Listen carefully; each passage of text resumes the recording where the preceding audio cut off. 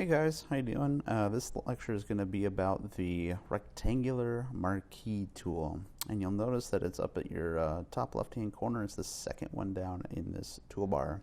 I've already got it selected. I'll just show you what else is in the menu here, and we'll go over the rest of these marquee tools later on, so we'll do a different lesson for each one of those, okay? So once I have my marquee tool selected, you'll notice I have this crosshair. And up top here you'll see a couple different options for selecting things. We're going to start with this new selection option up here selected. You can see there's three other options that we're about to get into.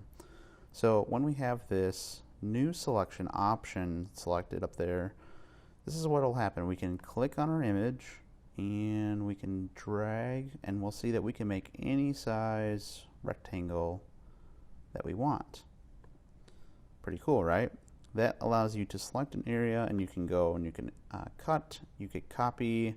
So let me show you how that works. Let's do a copy, file new, go OK, and we'll command V or edit paste, and you'll see that it pasted my selection. Okay, we're just gonna go ahead and close that out for now and not save it. So what's important to understand about this is that you can only select one section at a time. You see, when I start to click again, the old box disappears. Let's say we wanted to select more than one box at a time. We would come up to this add selection box, click that, and watch this. I can make a second box appear. I can even do 3 or maybe 4. You can do as many as you want. So now we're going to go ahead and say edit copy, file new, hit OK, and just paste this in there. See, it selected all 4 boxes and was able to copy everything. So we're just going to go ahead and delete that as well. Okay, so here's the next coolest option here. This will let you subtract from your selection, this option right here. So now I have my 4 boxes, right? Well, what if I don't want all of the areas that I've selected in there? Watch this. I can select inside my box, select inside my box. I'm going to even, can you see it? I'm crossing over. See how it cut out that area right there? Watch, I'll do it again up here. I'm going to subtract from my selection. See that? It's pretty cool, right? I'm going to do it once more right here. Subtract. Now watch, I'm going to go ahead and go edit copy, file new, and show you what this pastes. See, went ahead and subtracted from my original selections. Pretty cool, right? So we're not going to save that. Let's go ahead and get rid of all these selection boxes, and I'm going to show you the last option. So I'm going to make a new box with my new selection tool, and here is the intersecting selection tool. So I'm going to do this, and watch what it does. It's kind of the reverse of what the subtract does. See how it did that? It only selects what both boxes are covering. So let's say I wanted just this little area right here. I'm going to go ahead and now you can see that I have much more selected right now than should be, but as soon as I let go of this mouse click, it's going to only select this little box area right here. Boom. And then the same thing, edit copy, file new, just to show you what it does. And see, it only selected that little part of his forehead that I wanted. So I'm going to close this. Okay, so let's go back, kind of restart with this new selection and get rid of that. Now I'm going to show you what some of these other things do. So let's say I selected his face, kind of neck, and some of his shirt here. This feathering tool is going to take these hard edges and it's going to change them so that they're feathered. So they're going to be smooth, and it's kind of a slow gradient. Let's say I wanted a 40 pixel feathering. So reselect here. And you see how it's got the curved edges on there? That lets me know that it's feathered my selection.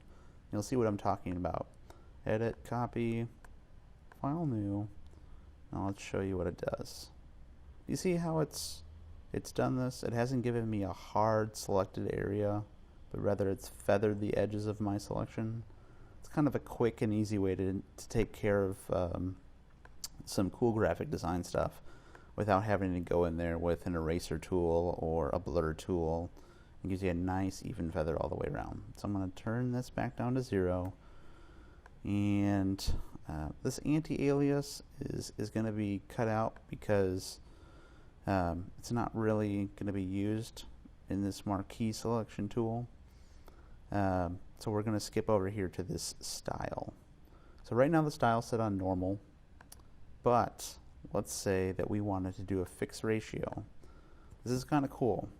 Right now it's a fixed ratio of 1 to 1. You see the width and the height is set to 1 to 1. So watch this. It doesn't matter what I do once I click, I'm always going to have a perfect square because my ratio is 1 to 1. Let's say I set this to 5 to 1. Watch what it does. I'm not touching anything else but my mouse and clicking down. It's going to do a 5 times the 1 height. So 5 of the width times the 1 for the height. And it's going to keep that perfect ratio all the time. Pretty cool stuff when you're trying to delete things, especially when you're trying to do a perfectly centered graphic design photo shoot and you're editing inside of Photoshop. Let me show you something here. I'm going to set this back to 1 to 1 now that you've seen the fixed ratio, and let's do the fixed size. Okay, so now you can see that it's a definite pixel area, and all you have to do, you don't even have to drag, you just click and there it is, 64 pixels by 64 pixels, that little square right there. Well, let's say that it was 1,000 pixels by 1,000 pixels. All you have to do is just pick where you want it. Boom. Notice something here. It did 1,000 pixels by 1,000 pixels, but the top left-hand corner, that's where it started the square, exactly where I clicked. So if I clicked on, let's say, the tip of his ear, that's where the top left-hand corner of my square is going to show up for the selection. See that? It's pretty important. It'll help you kind of judge where you're selecting, especially if you're in this fixed size selection area. Now this is pretty cool. We're going to go into Refine Edge. I'm going to leave this box here and then click this Refine Edge button up here. Now look at this. It gives me a whole ton of new options. Most people that use Photoshop probably never even go into this menu, but if you're interested, this is really, really cool stuff. You can pick your view. Right now this isn't going to change your photo. This is just showing what you've selected in kind of a more visually appealing way. Marching ants, let's just show everything, and you see how this is moving around the box? This is known as the marching ants. Kind of lets you know that this area has been selected. They're moving, they look like little ants, hence marching ants. We can choose our overlay view, kind of lets you see the image, but more distinctly your selected area. You can do it over black, you can do it over white. You could just do black on white if you're not interested in the content, but more the spacing and the negative space of what you've selected. You can look at it like it's on a actual invisible layer on the back, or you can actually show everything and just do the reveal layer. So I'm going to go ahead and just go back to on white. I seem to like that one the most. And then you can choose things like Smart Radius. Most people won't ever use this. Personally, it's really not that important. This Adjust Edge, this is where it becomes really important. The smoother your edge, you can't see it now, but as we zoom in, if I can go ahead and grab my move tool. Sorry, not my move tool. I'll zoom back out here. That's not what I was trying to do. You can see this corner of his ear has been smoothed out, and the corner of this corner, and this corner, and this corner has all been smoothed out. So if we drag this back down, boom, it popped my hard corners back in. Feathering is just what we did before. If I crank this up, you'll notice that my selection, you see this? You see how it's kind of faded a lot more into it? It's saying, okay, the selection boundaries are not as important, but my feathering is. So we can go hard or soft. Contrast is going to kind of tighten that rain back in. So these two, feather and contrast, kind of work in opposition to each other. It's important to remember. So I'm going to turn these all back down. And you'll see that the shift edge for most people is not that important. So I'm going to go ahead and hit OK. And there you go.